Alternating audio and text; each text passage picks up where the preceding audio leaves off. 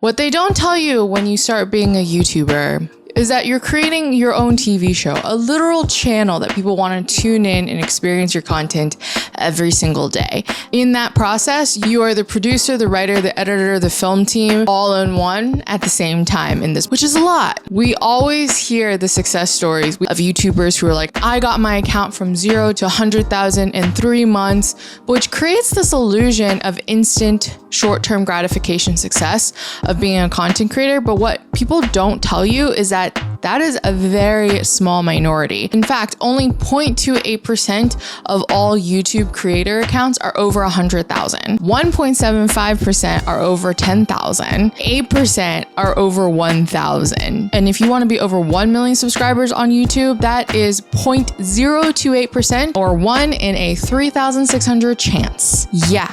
That's what it takes. And I personally fall in the 8%, actually made it over 1,000 subscribers. Thank you guys so much for following me along this journey. It took 2 years for me to get over 850,000 views, and also over 1,300 of you guys, almost 1,400 at the time of this filming of this video. And in this video, we're breaking down things of what they don't tell you, the mental toll of what it means to be a solo creator, what to prep for you when you start hitting viral milestones, what you can expect from my channel now that we're 2 years in as you're joining along the ride. Before we dive in, be sure to like and subscribe if you're a nerd about marketing and you want to learn more about marketing wins and fails and upcoming trends. Many of you who have just landed on my content of me covering the nerdiness of marketing, both the wins and the fails, let me introduce myself real quickly. Hi, my name is Lauren, like Lauren with an R. I'm a human-centered marketing advisor helping companies be able to scale and build 100-year brands. And on this channel, the whole goal is for us to get behind the why of marketing, of why we see the biggest wins and fails in marketing history, and how we as marketers, business owners, and consumers understand why these things happen so that we can decide if we want to be a part of that conversation or agree with it. Now, in the last 2 years of this YouTube roller coaster ride, I've watched countless of videos from other awesome storyteller, YouTubers, videographer, experts who have paved this path before me. Really powerful lessons that I have learned from them that if you don't heed this advice, you will learn it the hard way. For every 1 minute of video is 1 hour of video editing. That is how long it takes to produce higher end quality content, especially in the YouTube arena. But most importantly, scripting will literally save you so much more time in the editing room. If your video doesn't land, it's not a personal rejection of people not being interested in you. It's very most likely A, that you didn't understand the SEO mind of these platforms, or B, you're creating content that is so niche that there's not enough people to be interested into you to where the algorithm doesn't want to push your content out. Because this is a digital networking room that feels and operates like a TV show. Walk into a networking room, no one cares about you until you go and interact with them. How you interact with them and finding common ground is topics that have enough interest in it. And it's not just topics that everyone talks about or a viral video.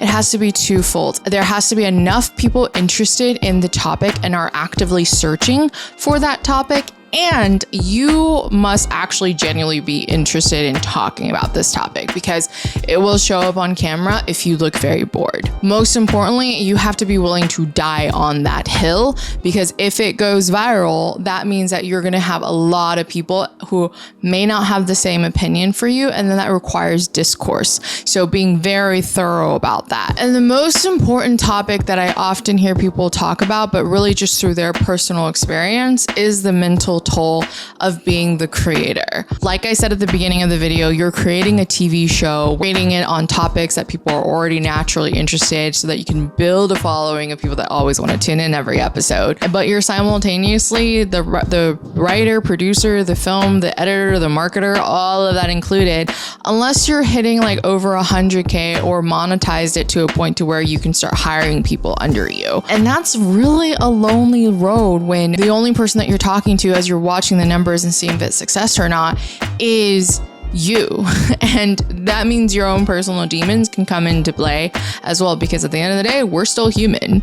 And 90% of business problems, this is a business, is a human problem. And just like every other business, it's understanding the why behind you're doing this effort. So not that short-term instant gratification dopamine, that's not going to serve you for the long term.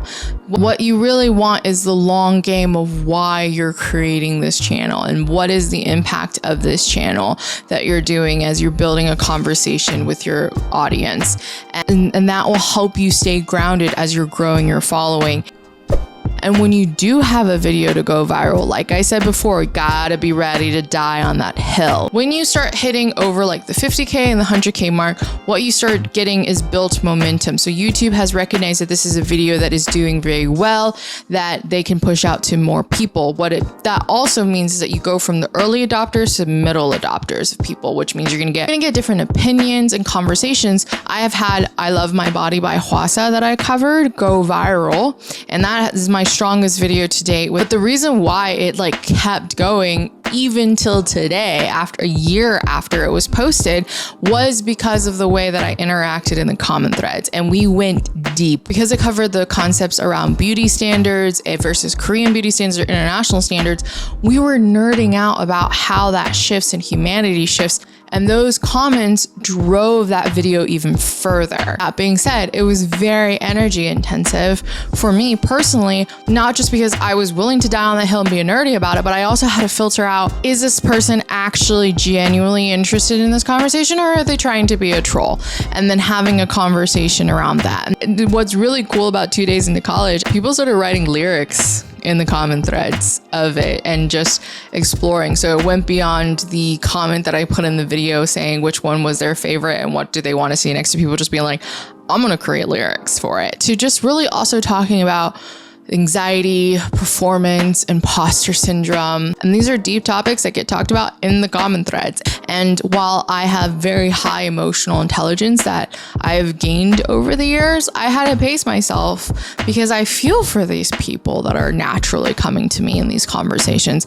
And at the same time, if I see some trolls, we nip it in the bud. And community management makes or breaks a video, and very importantly, is something that has to be considered when creating more quote unquote controversial topics. For example, when I talked about youthforia's Black Foundation and the Bethany Frankel's write-off of all of the category of Christian Foundation, I was very intentional and being like, I will die on this hill because I have an understanding of the beauty industry. I have an understanding of introducing different beauty standards into the industry. I was happily able to be a part of that conversation. And one of the things that I personally approached in my community management that was very important to me was that even someone with an opposing opinion from myself, I was wanting to have an open conversation with them and see where they are. And if they have a way to go deep, we will go deep. And we had great conversations around that, to the point where one of my commenters quoted, she was like, I love your insight and your willingness to be open for that. The other people's responses, not so much. Like, they got defensive for me, and which is so sweet. But also at the community manager side, I'm like, this is designed to be, the intention of the community that I create is designed to be an open space for debate without demeaning the other human being. Is it not a topic that you're willing to die on a hill on, or have deep conversations, or hold that space for community management, it can explode in a very negative way. And so being very intentional about that, because yes, there is going to be trolls. And if you're a marketer who wants a one-on-one in community management, I will link my community management article down below that I've written as a guidance to all my clients, describing the psychology around why trolls exist and all that jazz. For all the ups and downs of the YouTuber journey, whether you get viral videos or videos that have a lot of momentum, or sometimes they just don't land, the key thing that grounds you in all of this is understanding the why behind it all, right? And people are going to follow you for you in the way that you present yourself and your nerdiness and everything in between. And part of what invites them to also follow you for more is the way that you're expressing the intention of your channel and point them somewhere to a larger goal. Because nowadays, with the current advertising models and what brands are willing to spend or not spend in advertising, even in YouTube, which gives the best cut to creators, it's not a sustainable business model to just live off of advertising. You have to find different ways to build a sustainable company model. Now, if you are curious on how that can work for different types of content creators, we can nerd out about that. If you are interested, comment down below. People may ask, Rorin, why should I follow you? This is a marketing classroom where we nerd out about the marketing wins, the marketing fails, and the human decisions that led to either outcome. Because a human-centered marketing focuses on the human relationship that builds the fervor behind the brand and helps a brand remain resilient across any algorithm change, economical change, or change in general. And the reason why human-centered marketing has been around since the dawn of time is because how a relationship is built is incited by the emotion that is instigated through a really successful marketing campaign.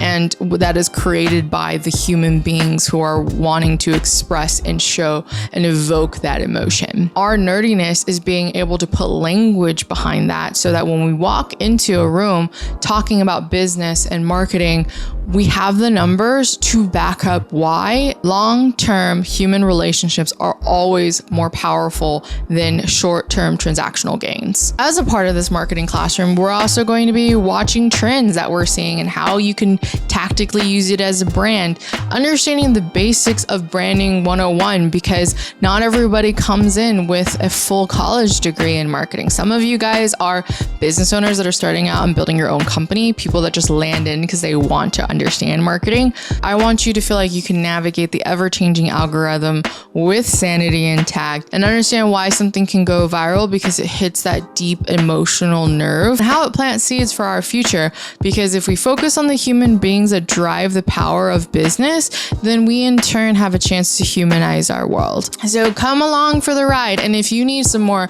tactile hands-on support, feel free to check out my stan.store.